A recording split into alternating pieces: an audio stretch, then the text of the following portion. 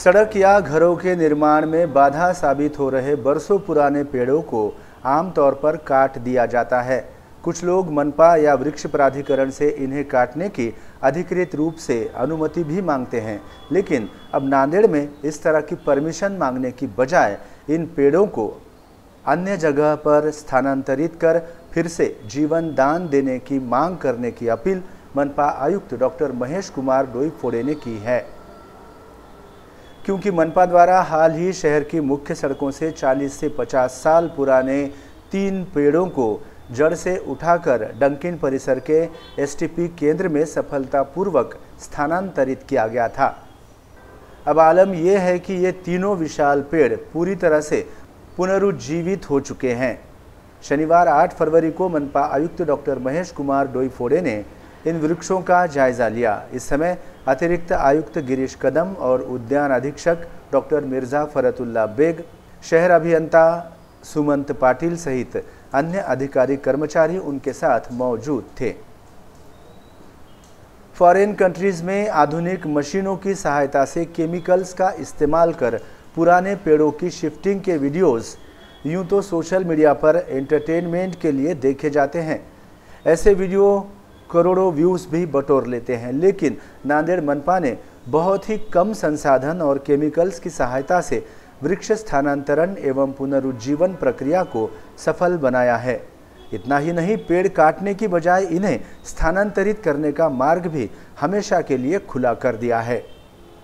दौरान विगत 20 दिसंबर 2024 को कला मंदिर और एसपी ऑफिस के सामने सड़क में बाधा साबित होने वाले 2 पीपल वृक्ष और 1 गुलमोहर के बरसों पुराने पेड़ को डंकिन परिसर में स्थानांतरित किया गया था। इन पेड़ों की सभी टहनियां छांटकर इन्हें जड़ से सुरक्षित किया गया था। आज ये तीनों पेड़ फिर से जीवित हो उठे हैं। ऐसी जानकारी मनपा आयुक्त डॉक्टर महेश कुमार डोईफोड़े ने एमसीएन हिंदी न्यूज़ को दी। साथ ही ऐसे पुराने पेड़ों को स्थानांतरित करने की मनपा से मांग करने की अपील भी उन्होंने की है। महानगरपालिकेमार्फत विविध विकास कामांमध्ये अडथळा करणारे, त्याचप्रमाणे वाहतुकीस अडथळा करणारे किंवा खाजगी बांधकामामध्ये अडथळा करणारे वृक्षांची जी तोडण्याची परवानगी महापालिकेमार्फत दिली जाते, तथापि ते झाड पुनरुत्थित करण्याचा प्रयोग महापालिकेने 2 महिन्यापूर्वी केलेला होता। वाहतुकीला अडथळा करणारे 3 वृक्ष आपण या ठिकाणी पुनरुत्थित केलेले होते।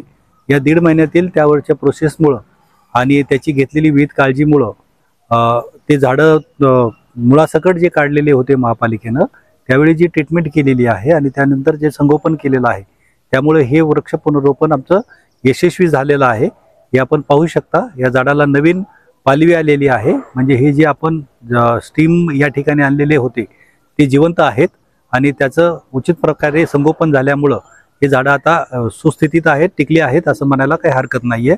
त्यामुळे महापालिकेमार्फत हा जो नव्याने प्रयोग करण्यात आलेला होता तो यशस्वी झाल्यामुळे यापुढेही होणारे विकास कामासाठी अडथळा करणे किंवा वाहतुकीमध्ये अडथळा करणारे वृक्ष आपण याच पद्धतीने संगोपन करण्यासाठी पुनरोपण करणार आहोत आणि खाजगी व्यावसायिक त्यासोबत कंत्राटदारांनाही काही प्रमाणामध्ये याचं बंधन करण्याचं आपण धोरण अवलंबणार आहोत। नागरिकही त्यांच्या धोकादायक होणारं किंवा त्यांच्या बांधकामामध्ये अडथळा करणारं जे झाड तोडण्याची परवानगी मागतात, त्यासोबतच त्यांनी वृक्ष पुनरोपणासाठी जर प्रयत्न केले तर ते शहराच्या पर्यावरणासाठी पूरक होणार आहे।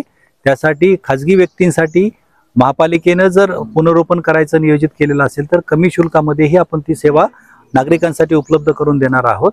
त्यामुळे जास्तीत जास्त वृक्ष हे जोपासले जातील आणि नांदेड शहराचं पर्यावरण हे राखलं जाईल।